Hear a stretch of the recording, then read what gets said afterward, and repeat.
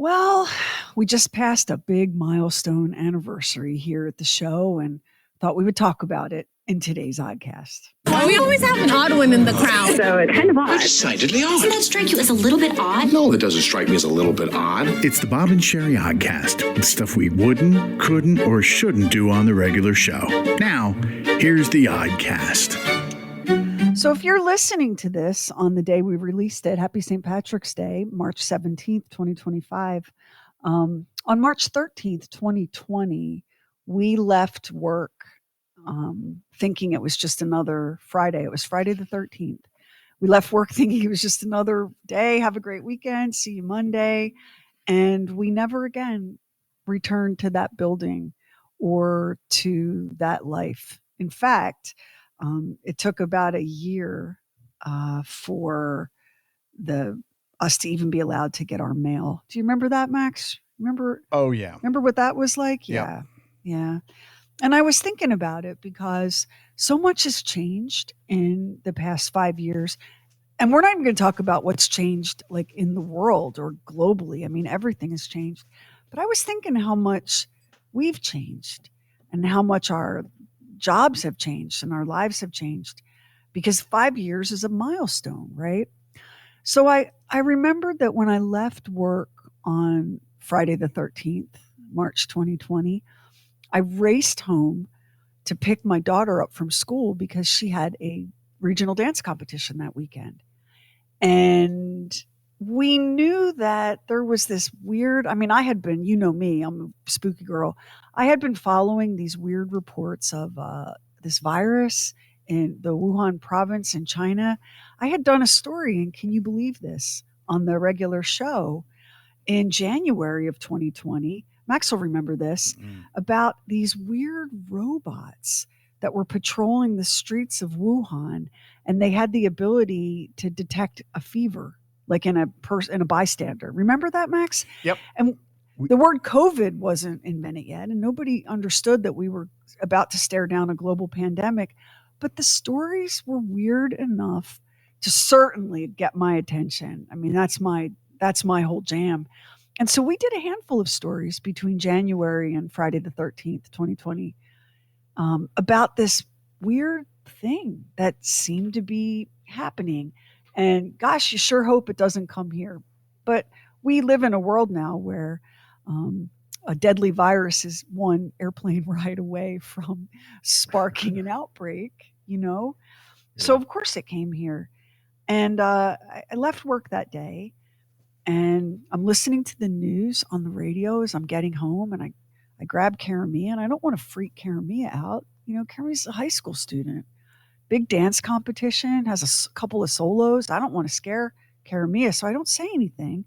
And we get to the venue, and there's a weird vibe. There's a weird energy in the air. People are checking their phones. People are, have you heard? Like, are you allowed to go back to work on Monday? All of that was happening, and it was completely new in a way that it will never be new for us again. Once that seal gets broken, like, you know, you can never go back to that earlier innocence. None of us really understood what was happening or what was about to happen. But I knew that, you know, we were kicked out of work. And a lot of people took what they called a COVID vacation. You went home and you couldn't work, so you had some unplanned time off. But we didn't have that kind of job. We had to figure out, well, they won't let us into the building. We've got to make a show. And so me and Max and Tony and, you know, Bob, we're on the phone and we're scrambling. Like, how do we even do this? And so, you know, we very rapidly put together some rough pieces of technology and software, which got us through, but weren't good enough to sustain. And over time, you know, we got to where we are now. But I want everybody listening right now to jump in the Wayback Machine with us. Let's go back to Friday the 13th, March 2020. Let's remember who we were, because we were kind of awesome as humans, weren't we? All of us, before we knew. So, Lamar, where were you on Friday the 13th, March 2020? It was before you were with us full time. We were down in Alabama. Carla's mom had just passed, and it was debatable of whether or not we could have a funeral or not. And we did. And then after that, I mean, it was the last thing they did in the church for a good while, but we managed to put it together, and that's where we were. And it all happened really fast. And that is, that's so heavy, to be dealing with a devastating loss. Carla and her mom were so close. You were so close to Carla's mom. Oh, yes. Yeah. Here you are. You're grieving a loss that has rocked your world and will forever change your family, your marriage, your whole idea of everything. And you're being told, well, don't know about a funeral. We had to hurry. We had to hurry. These were new experiences for everyone who lived through that. These were all brand new experiences in a way that they're not now. Like if, and it won't happen again, even if Ebola or Marburg or bird flu swept through the population, people are like, I'm going to brunch. We're never gonna shut down like we did for COVID. But now you would be prepared. You would be like, oh, we're probably not going to be able to have a funeral, or, oh, I'm probably never going to see my workplace again, or, oh, I guess my kids are going to finish their senior year of high school on a computer in their bedrooms. Like, we were all so innocent. Everything was new and terrifying, but not as terrifying as it should have been because it was all completely unknown. Remember that version of yourself, that innocent child version of yourself? Idea. And I think everybody thought this will be over in a couple weeks. Remember that? We did. That's what we thought. Yeah. We did. So I get Karamia, pick Karamia up at school, and we race down to the venue because, hair, makeup, costumes, all of it. And I'm standing in the bathroom at this place, steaming costumes, and I've got my earbuds in, and I'm scanning news.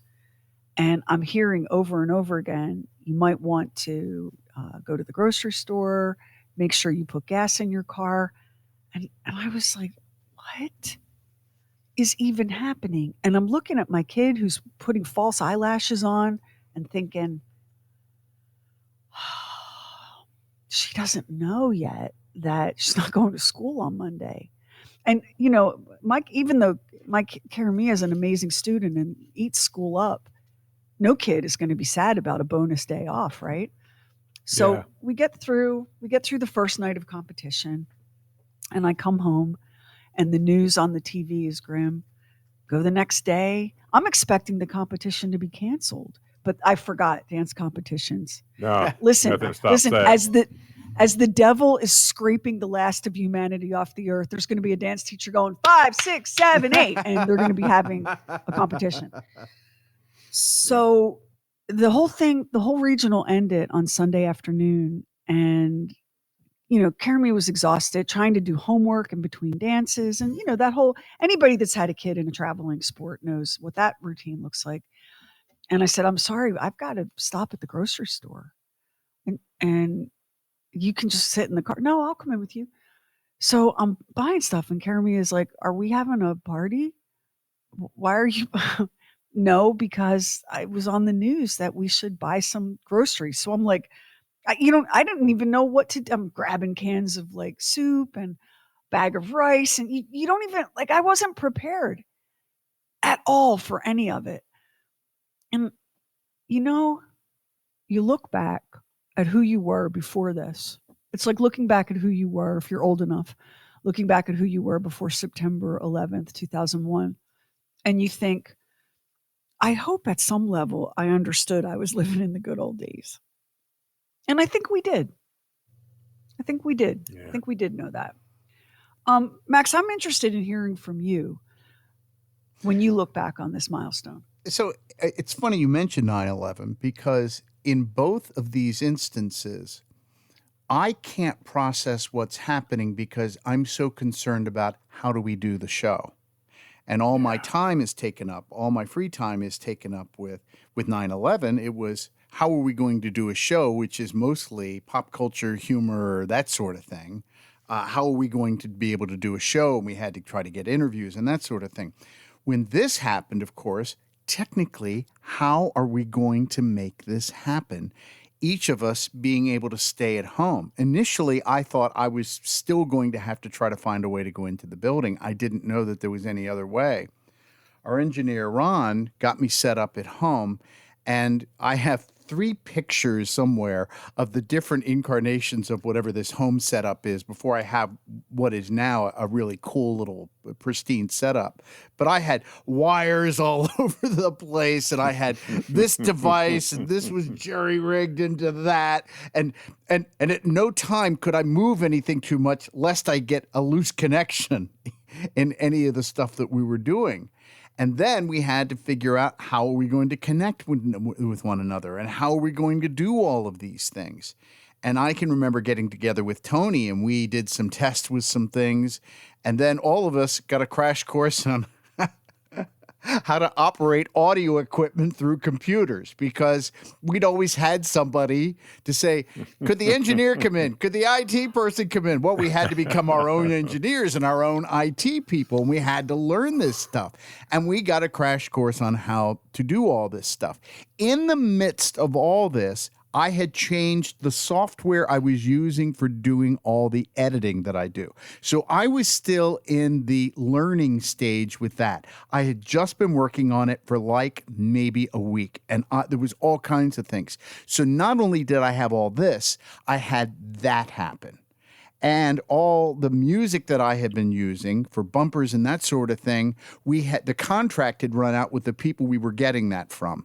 So then I had to come up with a new way to do that until we were able to get that settled out. You remember that? And so all of these things were happening at once. We would start, when we finally did get connected in some kind of way, it wasn't always for sure that it was going to stay connected. We would try to get as much done as we possibly could. Many days during this time, we would start at like 6 o'clock in the morning, and then we would be working on all kinds of things, technical stuff, doing production, still trying to maintain certain things until 11 o'clock at night. We would be doing it that long. Barely had time and we have barely had time for meals. We were doing all kinds of work on weekends because we're still trying to perfect getting all the technical parts of this connected up. I mean, it was really a crazy time. So there was so much of that. I was so consumed with all of these balls that were in the air at this same time that I didn't have a chance to process the fact we were in the middle of a pandemic, something that people will remember for the rest of their lives. And everybody had struggles. I mean, we really were. If let's say that you have a job building cars, and now you have to recreate your portion of the assembly line in the basement. Like, you don't have the knowledge, you don't have the equipment, you don't know how to, when the equipment gets delivered, you don't know how to hook it up. And then you really don't know how to build a car without your teammate on either side of you and across from you. When Max, because people go, well, how could you be working till 11 o'clock at night? The show is only 4 hours long. Because you just don't even know. Like, you might hear something like Monday on the Bob and Sheri show, blah, blah, blah, blah, blah, blah. We might have to do that 20 times before it technically was clean enough to put it on the radio. That's when we say we were working till 11 o'clock at night, because we were using a system back then where each of us came in on a separate audio channel, which then had to be synced and braided together. So just to get the show on, and there was plenty of on the air in those early days. I learned a lot about something called drift. Drift, yeah. Like and people, oh my God, our community, the Bob and Sheri family, They were like, we knew it sounded like crap some days because it was like The first couple, it did. the first couple of weeks we while we were experimenting and trying, and people were like, thank you for still trying, and it's okay, it's going to get better. Like, we didn't have any complaints, we had no negativity, we just had these people that were like, at least you're trying. But the little things that you don't think about, like Monday on Bob and Sheri, or a commercial for that Max might do for the Catterday contest. Imagine having to redo it over and over and over, and having it still be jacked up, and then over and over and over. And the acoustics, we had acoustic problems. Kevin, my husband, built me a box. Took a bunch of pieces of cardboard, and he assembled like a box, and he lined it with acoustic foam, and he slid this was in a corner of our bedroom, and he slid my recording equipment, my mics and everything, into this box, and I would sit in this box. I would sit in a cardboard box lit only by the light from the machines, sometimes for 10, 12, 13 hours at a time. And was thankful to be able to do it, because it meant we could keep our jobs, right? We could keep our jobs. And with each passing day, and then week, and then month, it began feeling like, psst, you guys, I think we're going to be in this cardboard box forever.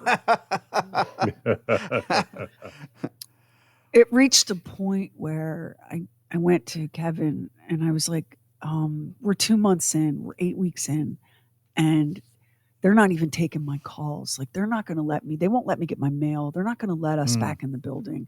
Well, there was a lot of stuff going on with that. They were trying to sell the place, and there was a lot of underhanded shenanigans going on. And I said, I can't spend half of every day in a box in the corner of our bedroom like a bad dog. Like, I just can't do it. So he made me a desk and set me up in the family room where I remained. And eventually, and I don't know how Max, I genuinely don't know how you came through that. I don't, because it was relentless, and it was 7 days a week. It took all 7 days to be able to do 5 days worth of shows. There would be times that I would think, all right, we've got things set up and things sound good, and we're going to be able to do this, we're going to be able to do that. And then at the last minute, some technical problem would come up. And I said, the only thing that I wonder is my neighbors upstairs, whether they could hear me swearing so much, because it'd be just about that time, and it'd be like, oh, man, really? And we didn't want to quit anything. So the Oddcast, like, now you get the Oddcast drops on Mondays and Fridays. On Mondays, it's whatever. And on Fridays, it's Talking Lamar. In March of 2020, the Oddcast was Monday, Wednesday, Friday. Yeah, it was. So in addition to we hadn't yet launched True Weird Stuff, Lamar, but in addition to the show, we had the podcast to make. And the podcast was just as riddled by technical demons as anything else. And then we had all our affiliates, because there had been such a shift in so many things. They needed commercials and stuff from us to address what was going on with the pandemic. And so you've got 70 of them. They're all like, hey, we need this or that done, during that time. So we're trying to wade through all of this extra work in addition to, all the technical problems, because, we have to service our customers. We had to be able to do that. It was not uncommon for us to have 2 or 3 dozen extra things to produce and a podcast episode. And it sounds like we're complaining. We're not. I mean, this is just what it was. And while all this is happening, we're hearing from people in the world who they're locked down, but they're alone. Mm-hmm. They lived alone and they don't have family nearby. And now they're alone in their apartment or house or townhouse 24 hours a day, and we were like their coworkers. We were their connection to the outside world. That's why we launched our virtual happy hours. It was in like May, I think, of 2020. Mm-hmm. And we were joking around on the air and said, we should maybe just get together Friday night on Facebook and just all have drinks together. And we laughed about it and then went, well, maybe we should do that. Do you think we could do that? And so happy hour originally began in the pandemic on Friday nights. We moved it to Thursdays when the world opened back up and people started getting back out and wanted to go to movies or they had sporting things with their kids or what have you. So we added that on to it. And I think that part of the reason that we didn't go insane during all of that is because we weren't in the same room with our Bob and Sheri people, but we were. Like we had so much community. We had so much love and community and connectivity with our listeners throughout that period across all the channels, the radio and the app and all of the different social platforms. And of course, live happy hour. And I look back now, 5 years is a good span of time to be able to look back. And I think about my friends and family members who rode this out with us and how many of them did not come through it as well because I think they didn't have that intense vibe of community. I know a handful of people who got sent home from work and they weren't working. Their jobs were like kind of paused. And you probably know these people too, Lamar. A little bit of day drinking, a little bit of Netflix. And it can get out of control really fast. I know a handful of people that ended up having to get sober and get help and go to AA and really pull themselves together because it was such a strange time. And no judgment on anyone for any way that you coped. I cried so much during that first year. March 13, 2020 to March 13, 2021, I could have paddled a canoe on my own salty tears of exhaustion and frustration and fear and despair. Despair over watching my daughters going to school on laptops in their bedrooms when they should have been going to school, being kids and having that experience. So I think because of you who are listening right now, Max, I will speak just for like me and Max in this conversation. We're not as crazy as we could have turned. Yeah. There's truth in that, Sheri. Now, Doc was not with us in March of 2020, but he was working in the business and had his own version of everything we just described. Like, hey, see that car you're building? Go do it from your kitchen now. And by the way, we don't not going to give you any money or equipment. You have to figure this out. I think Doc had that. And I think, Lamar, that you were still being hauled into to your other job, right? We immediately were designated essential. Beer was essential while all this was going on. And not only was it essential, we sold more beer in March than we did normally in July. I mean, our sales went through the roof because you've got so many people that are not at work. They're at home. And even if they're working from home, that coffee cup probably ain't full of coffee all the time. I mean, the beer, it overnight, it was like, if nobody's familiar with the beer business, we're just like bread and milk. If it snows, the third thing, well, it's not even the third thing. I think milk and bread's probably the second, third thing. First thing that goes is beer. I mean, everybody, they unload. There's nothing left after something like that. And it was the same thing with this. We had a hard time keeping up with it. So we went to work every day, just like, it did not change us at all. It just increased our business. It was one of the best years we ever had, first year of COVID. It was crazy. The thing that you don't know is when we are struggling through this, sometimes there is this voice in the back of your head that says, what's the use? because it looks like maybe we're not going to be able to do whatever it is that we're trying to do with the show. And we get all these messages, and all of a sudden you go, and you don't know how much that buoys us. Really. Yeah, that makes a big difference, I'm sure, yes. And something that was really difficult, it sounds so silly, right? But one of the things that we were so focused on from the beginning of the Bob and Sheri show, we were so focused on what we call a comfortable listening experience, meaning it's technically correct. We're not screaming at you. There's not a bunch of blistering, crazy sound. Do you know what I'm saying? Like you weren't going to be jumping out of your skin listening to the show. We prided ourselves on being professional about it. We prided ourselves on how we had the best producer in the business, and it showed. Because when you turned on this show, you knew you were listening to something that was put together with so much thought and care and love and attention. So we were, pride goeth before a fall, Lamar, and we were proud of that. Yeah. That was a priority.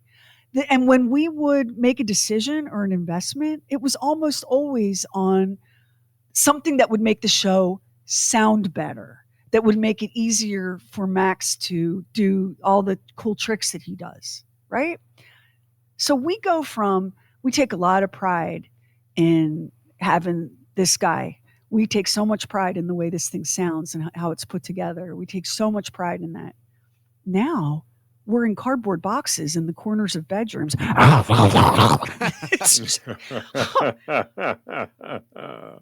We were so tied up in knots about that, to the point where we almost couldn't see the forest for the trees. We were so upset by the technical problems.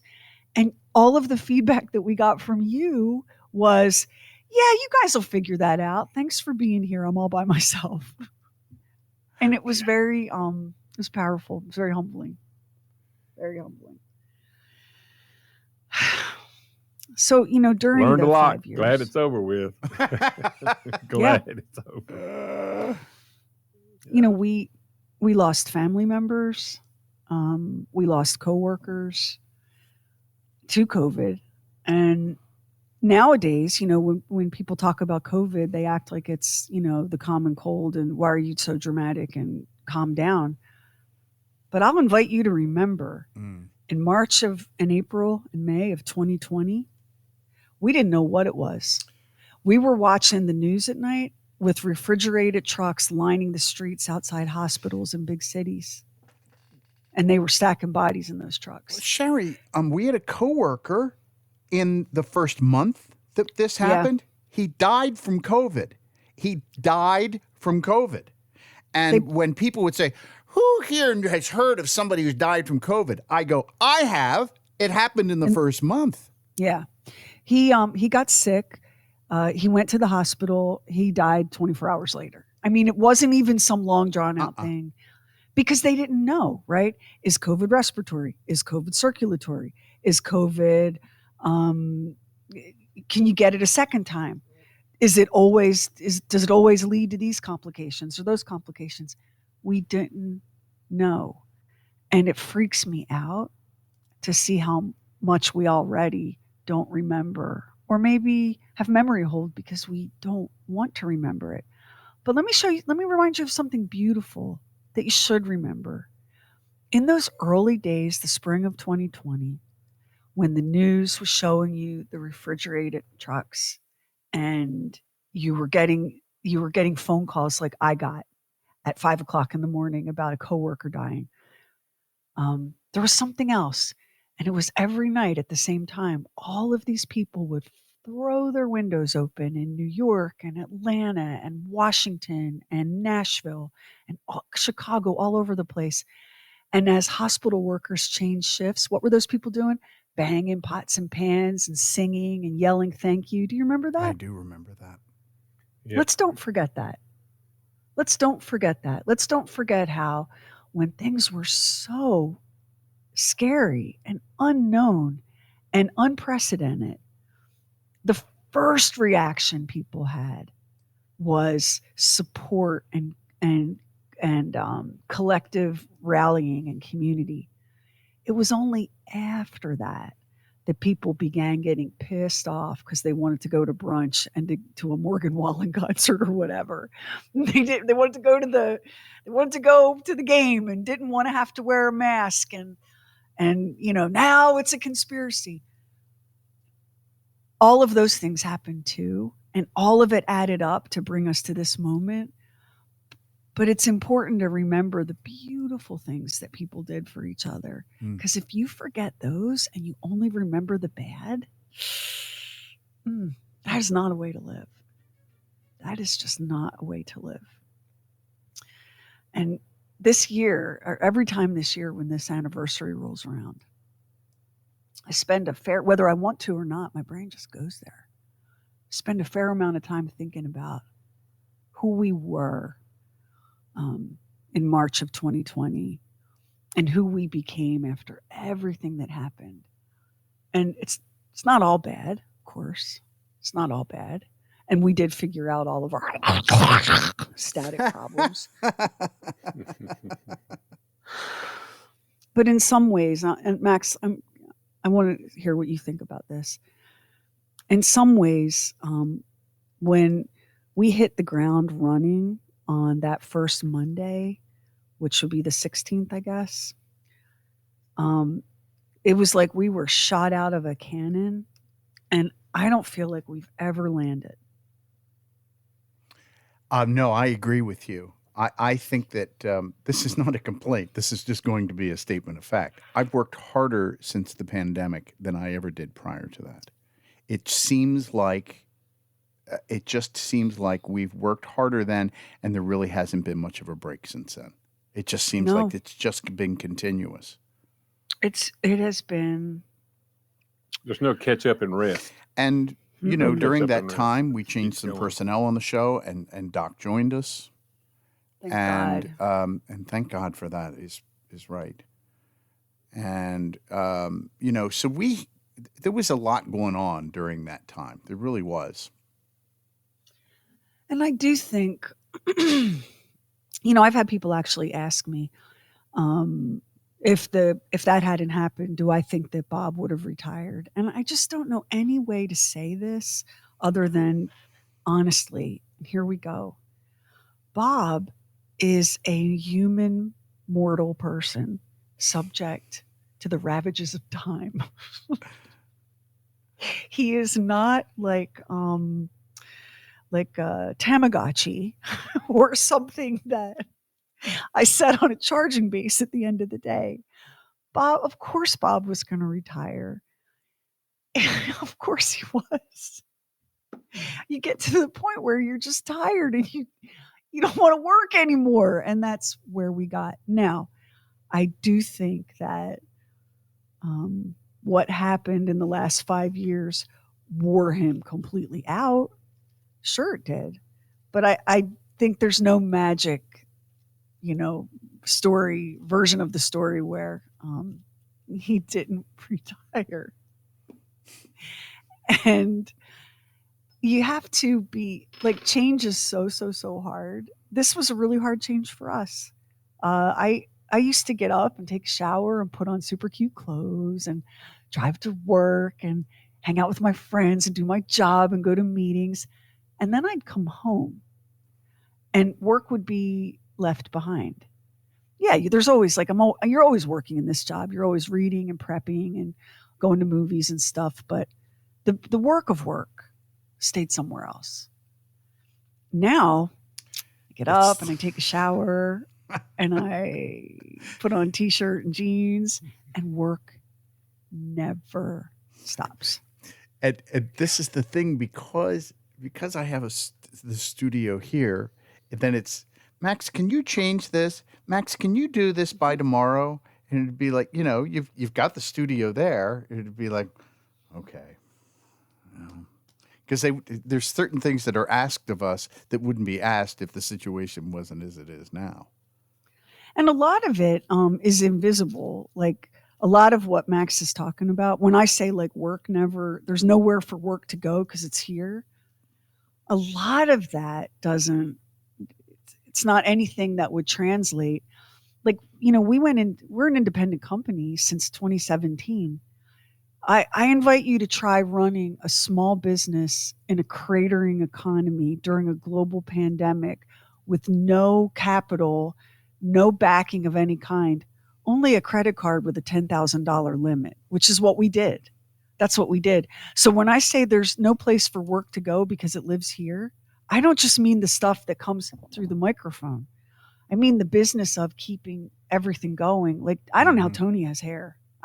I don't know if I have hair at this point. Well, it turned completely white from the stress. I mean, like, seriously, I look like Christopher Lloyd now. And again, not to complain, but when you hit a milestone like this 5-year mark, you want to look back. And here's what you're looking back for. You want to wave to your more innocent self who didn't know what was coming. And you want to hope that that version of you had the good sense to count your blessings, in the good days. You want to look back and wave to that version of yourself. But you also want to look at all the versions of you that made it from there to here and show that version of you a little bit of kindness because you did your best in what was an impossible set of circumstances. And Lamar, I can't help but wonder if the combination of Carla losing her mom and all of the events of March 13th, 2020 have only made that grief a little bit harder, has only made that harder and has made that healing a little bit slower. Well, it's hard to compare it. I don't know. It certainly, it feels that way. I don't know if it would have changed if none of those other things had happened, because her and her mom were tight. They talked 4 or 5 times a day, every day. I talked to her mama twice a day, every day. I mean, they talked a lot. And they were really, really, really tight. So,